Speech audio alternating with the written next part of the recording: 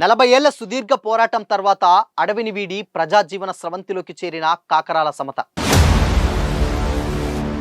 తండ్రి దాదాపు 300 సినిమాల్లో నటించిన ప్రముఖ నటుడి కూతురు అసలు అడవి బాట ఎలా పట్టింది? 40 ఏళ్లలో ఎన్నో వ్యక్తిగత కష్టాలు, ఎన్నో ఎదురుకాల్పులు. అసలు కాకరాల సమత ప్రస్థానం ఏంటి? Watch this video.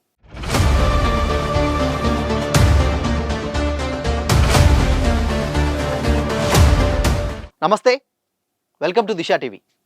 సినీ వెలుగులు, రాజకీయ చైతన్యాలు నిండిన కుటుంబంలో పుట్టి ఆ తర్వాత విప్లవ పోరాట బాట పట్టి దాదాపు 40 సంవత్సరాల పాటు అడవులు, అజ్ఞాత జీవితంలో గడిపిన కాకరాల సమత జీవిత ప్రయాణం ఒక సంచలనం. ఆంధ్రప్రదేశ్లోని రాజమండ్రి ఆర్యాపురంలో కాకరాల సమత జన్మించింది. ఆమె తండ్రి కాకరాల సత్యనారాయణ సుమారు 300 సినిమాల్లో నటించిన ప్రముఖ నటుడు. తండ్రి వృత్తిరీత్యా చెన్నైకి మారడంతో సమత విద్యాభ్యాసం అంతా చెన్నైలోనే సాగింది. ఎల్కేజీ నుండి ఎస్ఎస్సి వరకు కర్ణాటక సంఘ హై స్కూల్లో చదివిన ఆమె ఆ తర్వాత చెన్నైలోని చర్చి పార్క్ స్కూల్లో ఇంటర్మీడియట్లో చేరారు.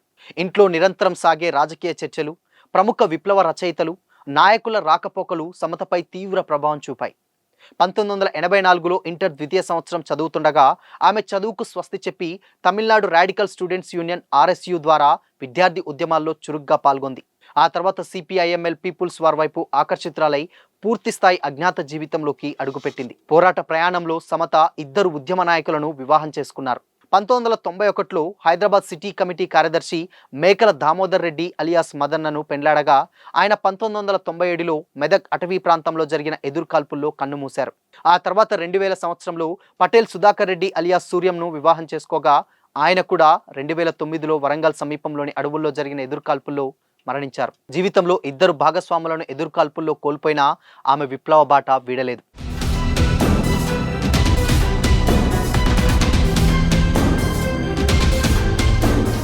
విశాఖ జిల్లా మహిళా విభాగంలో పార్టీ సభ్యురాలిగా ప్రయాణం ప్రారంభించిన సమత తన సామర్థ్యంతో త్వరితగతిన పదోన్నతులు పొందారు. 1991లో ఏరియా కమిటీ మెంబర్గా హైదరాబాద్ నగరానికి బదిలీ అయ్యారు. 1994లో డివిజనల్ కమిటీ మెంబర్గా 2003 నాటికి స్టేట్ కమిటీ మెంబర్ స్థాయికి ఎదిగారు. నల్లమల్ల అడవులు, మహబూబ్ నగర్, అచ్చంపేట దళాల్లో పనిచేశారు. ఆ తర్వాత ఉత్తరప్రదేశ్, ఉత్తరాఖండ్, బీహార్ ప్రాంతాల్లో నారీ ముక్తి సంఘ్కు నాయకత్వం వహించారు. గుజరాత్ నుండి మహారాష్ట్ర వరకు విస్తరించిన గోల్డెన్ కారిడార్ పారిశ్రామిక ప్రాంతంలోనూ మావోయిస్ట్ అగ్రనేత గణపతి వద్ద సెంట్రల్ కమిటీ స్టాఫ్ గాను కీలక బాధ్యతలు నిర్వహించారు. దశాబ్దాల పాటు మావోయిస్ట్ ఉద్యమంతో అనుబంధం కలిగి ఉన్న సమత దక్షిణ ప్రాంతీయ బ్యూరో పట్టణ విభాగానికి బదిలీ కాకముందు వివిధ సంస్థాగత బాధ్యతలు నిర్వహించారు. అక్కడే ఆమెకు మహిళా సంబంధిత సమస్యలు, గూఢాచార్య ప్రచార కార్యక్రమాలు అప్పగించినట్లు పోలీసులు విడుదల చేసినటువంటి ఒక ప్రకటనలో తెలిపారు.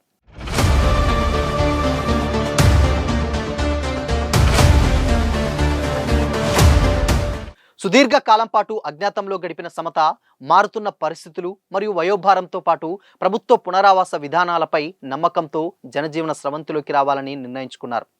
ఆగస్టు 10వ తేదీన Telangana police DGP CV Anand సమక్షంలో ఆమె లొంగిపోయారు. శాంతియుత జీవితాన్ని గడిపేందుకు ముందడుగు వేసినటువంటి సమతకు తెలంగాణ ప్రభుత్వం పునరావాస విధానంలో భాగంగా 20 లక్షల రివార్డు మొత్తాన్ని చెక్కు రూపంలో మరియు 25,000 తక్షణ సహాయాన్ని అందించింది. 40 సంవత్సరాలు మావోయిస్టు ప్రస్థానంతో పాటు తుపాకీ పట్టిన సమత ప్రయాణం చివరకు ప్రశాంత జీవన మార్గం వైపు లొంగుబాటుతో ముగిసింది.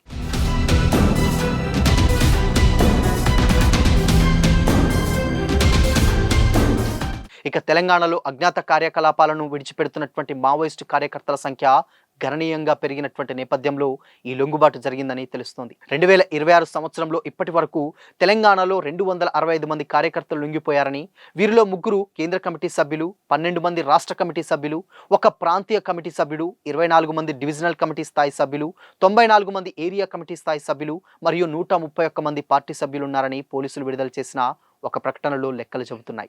ఈ లొంగిపోవడం మరియు మావోయిస్టు వ్యతిరేక కార్యకలాపాలకు సంబంధించి 2026లో తెలంగాణలో 238 ఆయుధాలను స్వాధీనం చేసుకున్నట్లుగా కూడా ఆ ప్రకటనలో చెప్పుకొచ్చారు.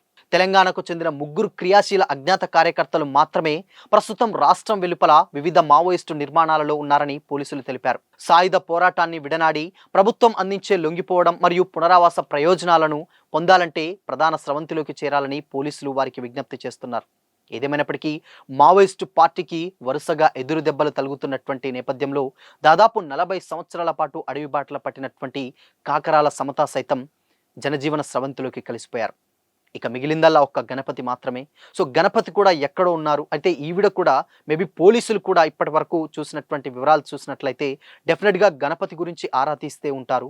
ఏం చెప్పింది ఏంటనే దానిపై కూడా ఇప్పటి వరకు సస్పెన్స్‌గానే ఉంది.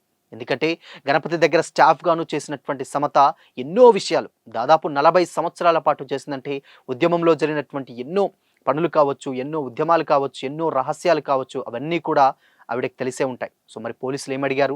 అవేం చెప్పింది అనేది ఇప్పటివరకు ఏం క్లారిటీ లేదు. బట్ ఏదేమైనప్పటికీ కూడా సమతా కాకరాల లొంగిబాటు మరింతగా మావోయిస్టు ఉద్యమాన్ని దెబ్బతీసిందనే చెప్పాలి. దాదాపు 300 సినిమాలు యాక్ట్ చేసినటువంటి ఒక ప్రముఖ నటుడి కూతురు విప్లవ బాట పట్టినటువంటి తర్వాత మళ్ళీ దాదాపు 40 సంవత్సరాల తర్వాత జనజీవన స్రవంతిలోకి మారడం నిజంగా అందరినీ ఆశ్చర్యపరిచేటువంటి విషయమనే చెప్పాలి.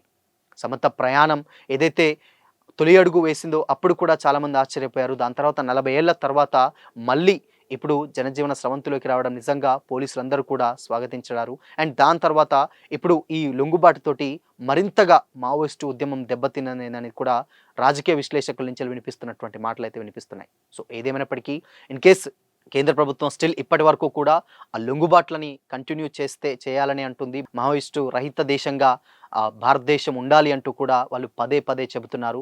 ఈ బాటలోనే ఉన్నటువంటి మావోయిస్టులందరూ కూడా వరుసగా లొంగిబాటు చర్యలకు దిగుతున్నారు. సో, మరి ఇప్పుడు నెక్స్ట్ ఉన్నటువంటి ఏదైతే మావోయిస్టులు ఉంటారో వాళ్ళు ఇంకెప్పుడు లొంగిపోతారో ఏంటనేది తెలియాలంటే మాత్రం మరికొద్ది రోజులైతే వెయిట్ చేయాల్సిందే. బట్ ఏదేమైనప్పటికీ కూడా కాకరాల సమతా లొంగుబాటు మావోయిస్ట్ ఉద్యమానికి భారీ దెబ్బనే చెప్పాలి.